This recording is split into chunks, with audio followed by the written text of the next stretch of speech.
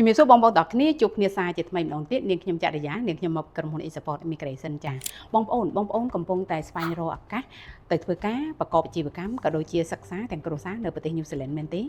បងប្អូនអនុញ្ញាតឲ្យនាងខ្ញុំណែនាំកម្មវិធីទឹកការមួយគឺជាកម្មវិធីទឹកការ Active Investment Visa ដែលអនុញ្ញាតឲ្យបងប្អូននិងក្រុមគ្រួសារ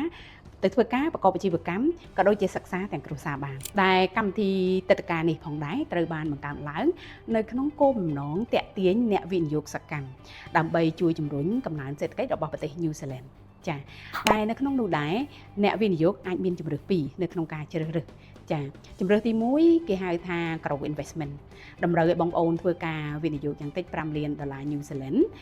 បងប្អូនវិនិយោគទៅលើមូលនិធិឬក៏អាជីវកម្មដែលមានស្រាប់បងប្អូនត្រូវរក្សាទុកការវិនិយោគរបស់បងប្អូនយ៉ាងតិច3ឆ្នាំមិនត្រឹមតែប៉ុណ្ណោះទេបងប្អូនត្រូវតែស្នាក់នៅប្រទេស New Zealand យ៉ាងតិច21ថ្ងៃក្នុងរយៈពេល3ឆ្នាំសម្រាប់ជំរើសទី2គឺ Balance Investment តម្រូវឲ្យបងប្អូនធ្វើការវិនិយោគយ៉ាងតិច$10 លាន New Zealand បងប្អូនត្រូវរក្សាទុកយ៉ាងតិច5ឆ្នាំបងប្អូនវិនិយោគទៅលើសញ្ញាបត្ររដ្ឋភាគហ៊ុននិងក្រុមហ៊ុនផ្សេងចាបងប្អូនតម្រូវឲ្យធ្វើការស្នាក់នៅក្នុងប្រទេស New Zealand យ៉ាងតិច105ថ្ងៃក្នុងរយៈពេល5ឆ្នាំចាសម្រាប់លក្ខខណ្ឌផ្សេងទៀតនៅក្នុងការដាក់ពាក្យ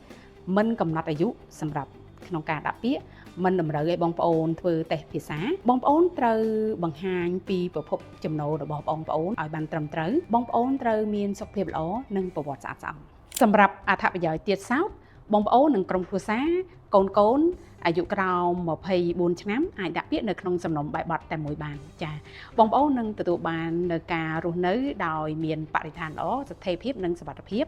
បងប្អូននិងក្រុមគ្រួសារអាចប្រកបអាជីវកម្មធ្វើការនិងសិក្សាចាដំណើរការនៃការដាក់ពាក្យពី3ទៅ4ខែតែប៉ុណ្ណោះចាវាគឺជាផ្លូវមួយដែលឆ្ពោះទៅរកការស្នាក់នៅអចិន្ត្រៃយ៍នៅប្រទេស New Zealand ក៏ដូចជាទទួលបានសញ្ជាតិ New Zealand ផងដែរបើសិនបើបងប្អូនទទួលបានសញ្ជាតិ New Zealand បងប្អូននឹងអាចទទួលបានសិទ្ធិស្នាក់នៅអចិន្ត្រៃយ៍នៅប្រទេសអូស្ត្រាលីផងដែរនិងមានអត្ថប្រយោជន៍ជាច្រើនទៀតជាពិសេសជាងនេះទៅទៀតសម្រាប់បច្ចុប្បន្នភាពនៃច្បាប់ថ្មីនេះគឺអនុញ្ញាតឲ្យអ្នកវិនិយោគធ្វើការជាវលើអចលនទ្រព្យដែលជាលំនៅឋានរបស់ខ្លួនបានដោយងាយស្រួលសម្រាប់បងប្អូនដែលមានបំណងឲ្យក្រុមហ៊ុន eSupport Immigration ធ្វើការសិក្សាទៅលើប្រភពចំណូលរបស់បងប្អូនក៏ដូចជាការរៀបចំឯកសារសម្រាប់ការដាក់ពាក្យទឹកការ Active Investment Plus Visa នេះឲ្យបានត្រឹមត្រូវបងប្អូនអាចធ្វើការទំនាក់ទំនងមកក្រុមហ៊ុន eSupport Immigration នៅថ្ងៃនេះដើម្បីទទួលការប្រឹក្សាយោបល់ជាមួយអ្នកជំនាញរបស់យើងដោយឥតគិតថ្លៃចាសូមអរគុណច្រើន